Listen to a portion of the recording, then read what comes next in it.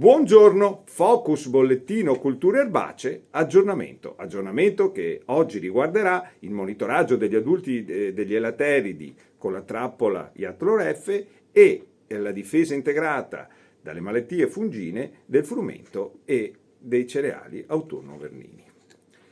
È arrivato il momento per la trappola Iatroreffe di posizionare il feromone della specie Agriotes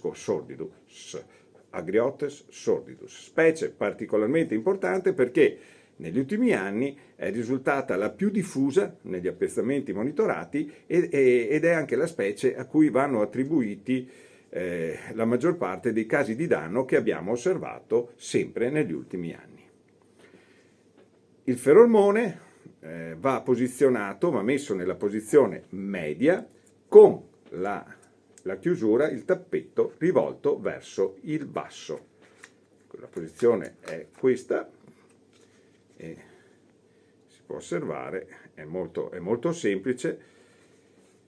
Se ho già innescato la trappola col feromone Agriotes brevis in posizione bassa, il sordidus, l'Agriotes sordidus, l'esca dell'Agriotes sordidus va messo nella posizione media.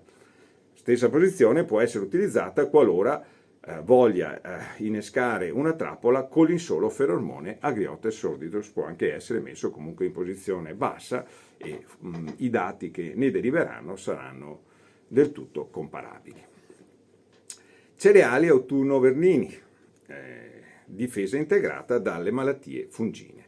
I modelli previsionali che stiamo controllando giorno per giorno indicano che il rischio di danno da septoria, ruggini o idio è ancora molto basso o medio basso anche per tutte le varietà suscettibili a queste malattie. Quindi non è ancora il momento di procedere a interventi per controllare le malattie, dobbiamo tenere solo sotto controllo il rischio man mano che la stagione procede. Potete controllare il rischio, potete verificare tutto quanto è utile per applicare una buona difesa integrata visitando il sito di Veneto Agricoltura www.venetoagricoltura.org e bollettino culture erbacee, oppure potete scrivere a bollettino.erbacee@venetoagricoltura.org e richiedere la spedizione via mail dei bollettini.